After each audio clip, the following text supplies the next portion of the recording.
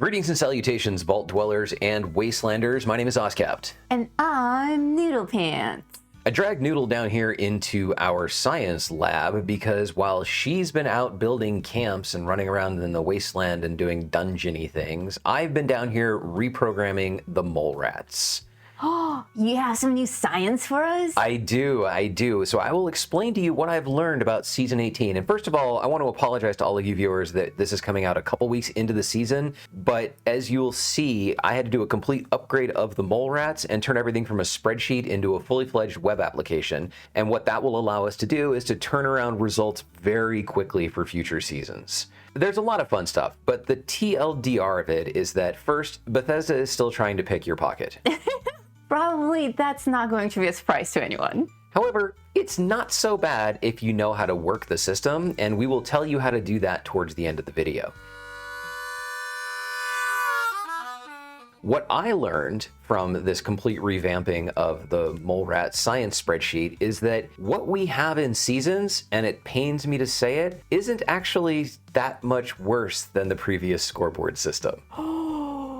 No, really? Really, oh yeah. My God. So my job... Tell me all. My job here in this video is to explain that to you, but you should probably just sign up for Fallout First at this point because the benefits are unquestionable if you want to get to bonus page 2. Ultimately, Bethesda just wants people to play the game more, and everything about the seasons is designed to push that.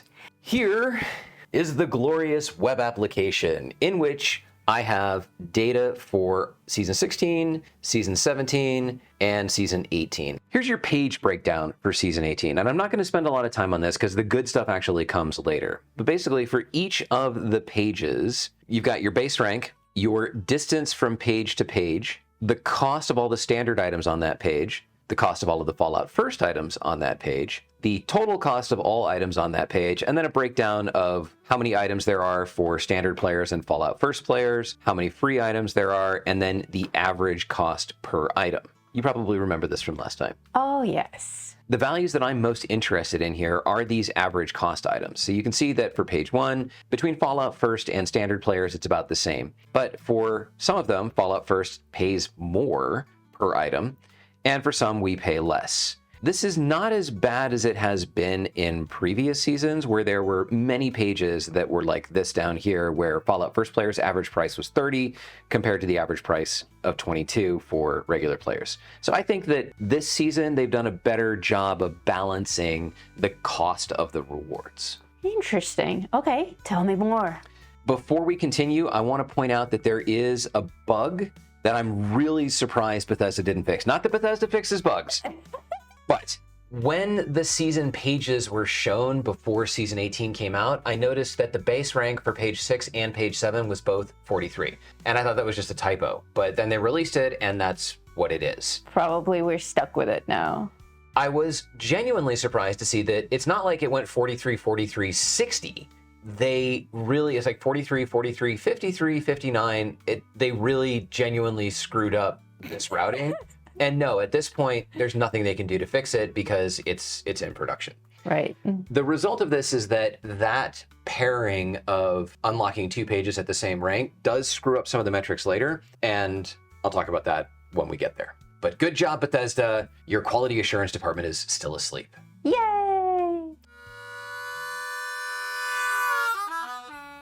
Levels are where I had my first aha moment, and this is a new page for the report with this season. I realized when I was doing the math that we've been looking at how page unlocks and tickets are related to one another and have a different expectation of how they should work. Whoa, what is this nonsense? Tell me all about it. Previously, it was in my mind that when I unlocked page 2, I should have enough tickets to buy the items on page 2. Right, that's what I thought as well. But that doesn't make any sense, because if you think about it, page 1 is unlocked from the beginning, but you have 0 tickets. Oh. It's only by the time you reach the end of page 1 and have unlocked page 2 that you can buy the things that are on page 1. No way, you're totally right. So I did some further calculations to find out at what rank would you be able to buy the items on a particular page. And as long as the purchase rank for standard players or Fallout First / Season Pass players, basically this is the rank to buy all items on the page. As long as this number is less than the unlock rank for the next page, then you'll be able to buy everything on a particular page before you reach the next one.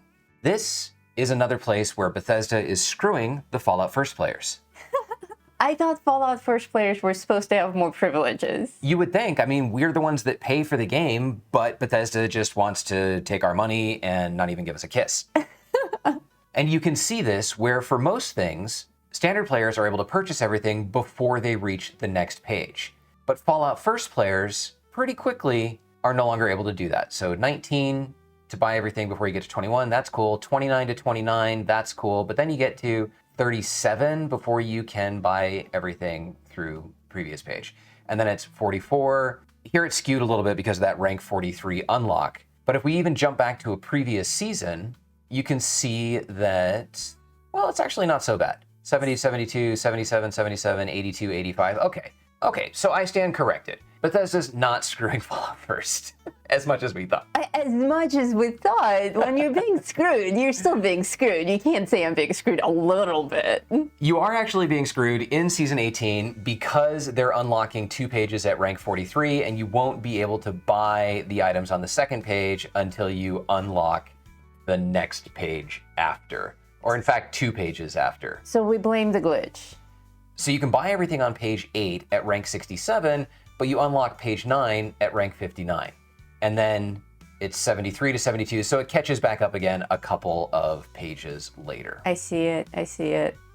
Interestingly, we could actually use this to figure out what rank unlock should have been applied to page 6 and 7. Oh, that's fun.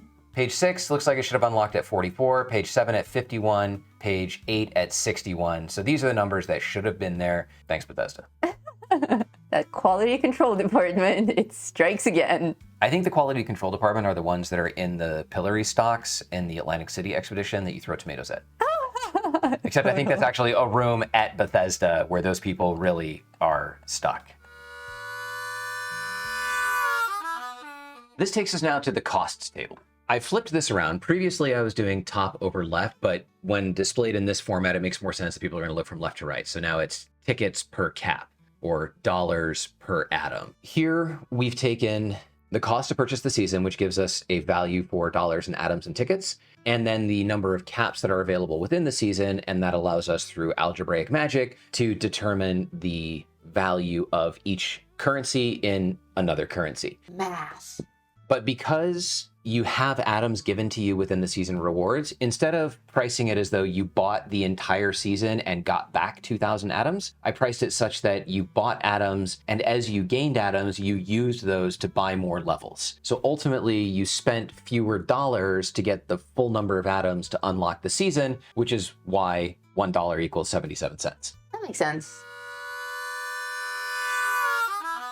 These calculations become interesting when we look at Reward, everyone's favorite part. So here you can see the reward cost in tickets, caps, atoms, and dollars based on the exchange rate from the previous page. And the reason that we do this for every season is so that you can decide if something is worth whatever it is that they're charging for it. Oh, I'm all over this. I've been reviewing all of these items. I'm very familiar with them all. So I'll tell you what. What's something that you liked? Let's see, the saloon door set. Well, if that showed up in the atomic shop, it has a value of 156 atoms. Would you have paid 156 atoms for it? That's a steal. I would have paid 500 atoms for it. We have a general sense of what things should cost in the atomic shop, so that's probably the most valuable metric here. If we had this as a plan in the game, would you pay 30,000 caps for it? Probably not.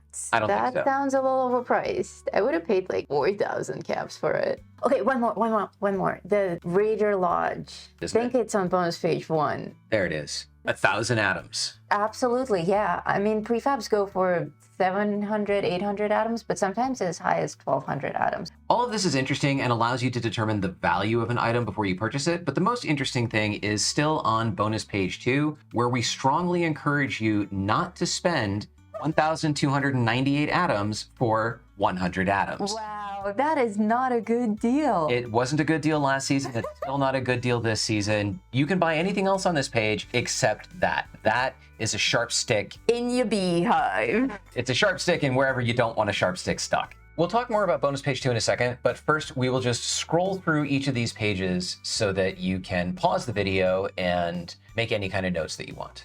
So I think in the last video, this is where I was doing Vogon poetry. Yes, that's right. Will you recite something new for us? I will not. Oh, come on. You are an excellent Vogon. No, I've been trying to Cut down? Yeah, I'm trying to not hang out with my Vogon friends as much because they're really bad for the paint job on the truck. Oh, Hanging Cauldron. I just did a review of that. Well, we can pause here. We can note that the 5,000 caps actually has a value of 10,000 caps. That's a good deal. Very good deal. Here, you're getting 200 atoms for 78 atoms. Mm-hmm. Those deals are really good. Yes, take those. Backpack display. How much do they want for it? It has a nominative value of 260 atoms. That seems reasonable. Reasonable, yeah. But there's a fair amount of math involved to make sure that you're able to earn enough tickets to unlock the rewards for each page. Okay, pillar display, I think, is a bit of a price. So now let's move on to the fun stuff. The grind. The grind. Previously, we were calculating based on base data, no boosters, and that's not realistic. Now I've recalculated how long it will take to progress through the game week by week, as well as rank by rank with boosters. We have two types of boosters. We have permanent score boosters that are available for Fallout First players at ranks 1, 36, and 53. And then we have temporary score boosters that are available at rank 21 for standard and 21 and 72 if you are a Fallout First player. I assume that every time you encounter a permanent score booster, you're just going to take it because they cost 0 tickets, and why shouldn't you?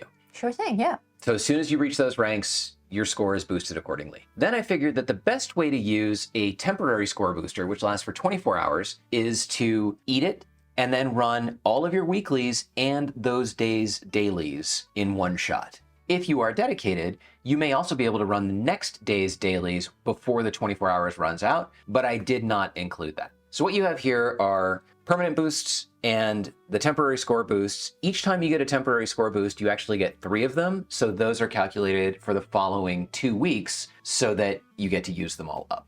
Okay. The result is that by the end of week 15, if seasons lasted that long, you would be at rank 206 if you were Fallout First, and only rank 161 if you were a standard player. Whoa, that's quite a difference. Seasons actually only last between 9 and 13 weeks. So for a standard player, you're looking at something between 113 and 145. And if you're a Fallout First player, you're looking at 142 to 185. So what's interesting about this is that if we jump back over to levels, you can see that to be able to buy everything off of bonus page 1, you either need to be rank 118 or rank 153. And to reach bonus page 2 and be able to purchase one of everything, you either need to be rank 155 or rank 190. But if we come back over to the grind, you'll see that you'll basically never reach that before the season runs out. Now you not only have to play every day, but you have to get that repeatable, which means you have to run expeditions, you have to do everything you can to get XP to try and get those additional ranks. I guess they just want us to play more or buy Fallout First. Even if you're Fallout First, you can't get far enough to buy all of the Fallout First items. Now, what you can do is just not buy the things that you don't care about, and we'll show you how to exploit that in just a minute. But before we do, here's the time that it will take for you to get to each rank, assuming that you run every single daily and every single weekly and do all of the score boosting like I already described. So if we ran it for 15 weeks, the max that you get is to just a little bit over 160 if you're standard, and a little bit over 200 if you're Fallout First. This shows you the value of the score boosters that you get from Fallout First. It will accelerate your progress dramatically, and this becomes particularly important if you didn't start playing the season like this the day that it came out. Wow, that's a huge difference, dude.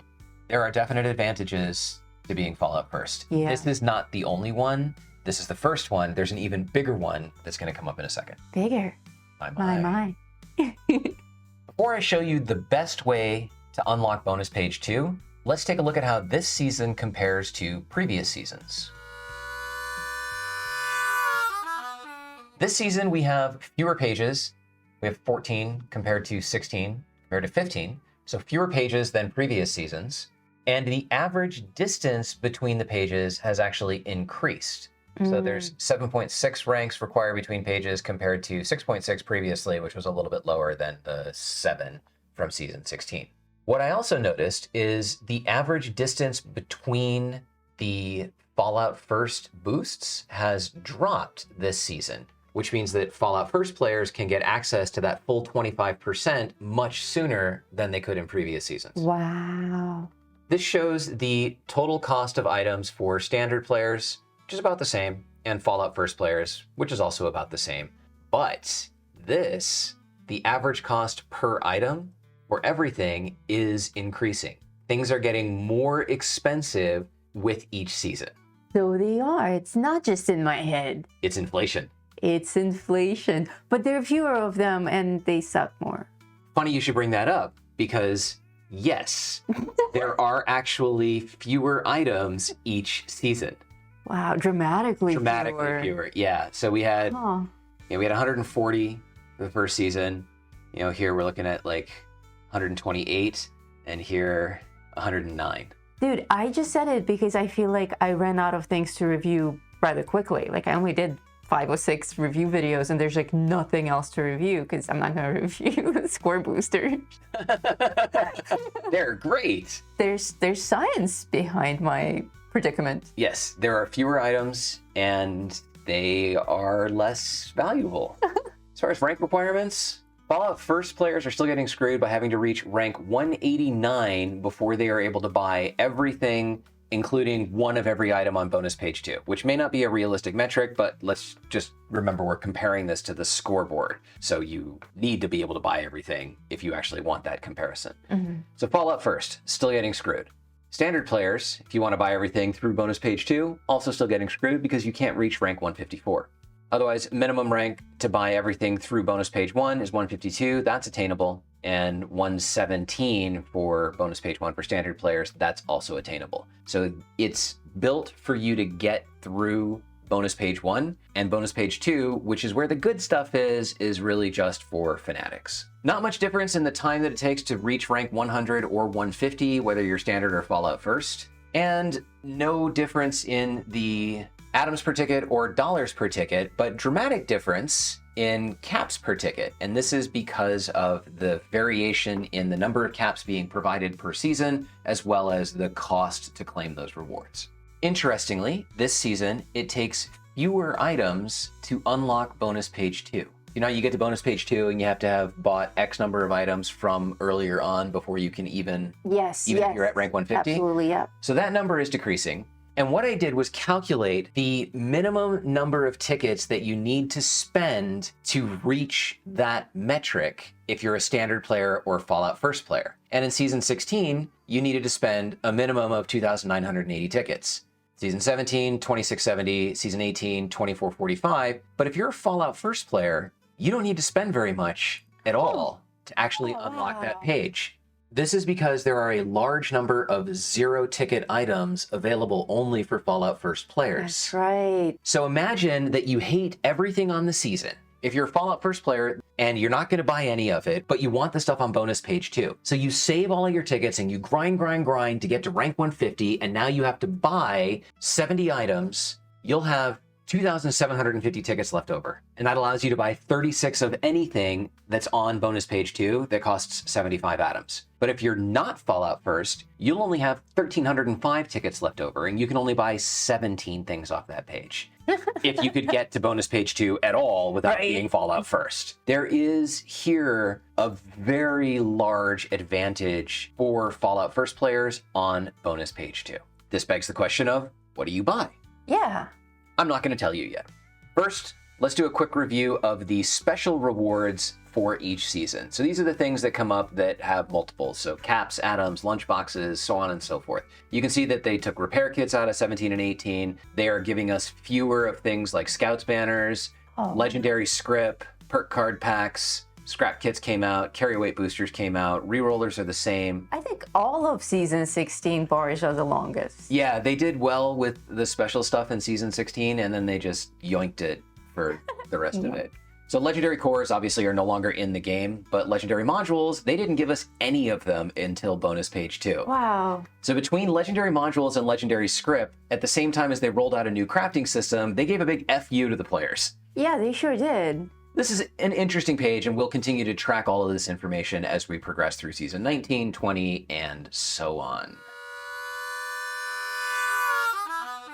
So you're sitting there, and the season sucks, and you really want to buy the minimum number of things that you can to unlock bonus page 2. Here I have a list of each of the items that you need to buy off of each page, including their price, whether you are standard player or Fallout First player. If you're a Fallout First player, the highest ticket item that you need to buy actually costs 35 tickets. Everything else is that price or less. Whereas if you are a standard player, you need to purchase things all the way up to bonus page 1 before you meet the unlock requirement. And this is because there are only 73 non-Fallout First items available in Season 18, and you need to buy 70 of them. Whoa. Remember that sharp stick? Yeah. Where did they just stick it? If you're a Fallout First player or a Season Pass holder, you have access to an additional 36 items, many of which cost 0 tickets. So there you have it, boys and girls, the science and math for season 18. And we will continue to do this for all future seasons to help you decide what you want to buy, if you want to buy anything at all. And how you want to play the game. How much grinding do you really want to do? Maybe a lot. Ultimately, this is a game. And we keep telling you guys, it's a game. Bethesda is a company. They are in the business of making money. So it's their objective to get you to play the game and to get you to pay for the game. That is never going to change. I think that the seasons suck as far as original content is concerned and the quantity of items compared to the original scoreboard. But joining Fallout First will give you a better experience. And if you pay for a year, it's only $8.33 a month. People complain about how they don't want to pay for Fallout First. And I get it. You have some principle that you don't want to pay for the thing that you are using. But honestly, I bet every single one of you within a month could find $8.33 that you waste on something that you could easily do without, and you would have a much, much better experience playing the game. I genuinely believe that if more people joined Fallout First and paid for the game, we might actually get better content. Oh, and maybe we'll get some bugs fixed. Thank you so much for watching. We are interested in your comments. So let us know what you think about this, if there's additional metrics that you would like to see, and I will post in the video description where you can access this page so that you can wander through it yourself. And if you need help deciding what to buy on this scoreboard, remember to check out my item reviews that I've been posting. Thank you to all of our channel members and patrons over on Patreon, and to everybody in the Vault 42 Discord. We invite you to join if you're not already a member. There should be a code up on the screen right now that you can just scan with your phone that will take you right there. Thank you so much for watching. I'm Noodle Pants. And I'm Oscapt. And until next time, stay safe out there, Vault Dwellers.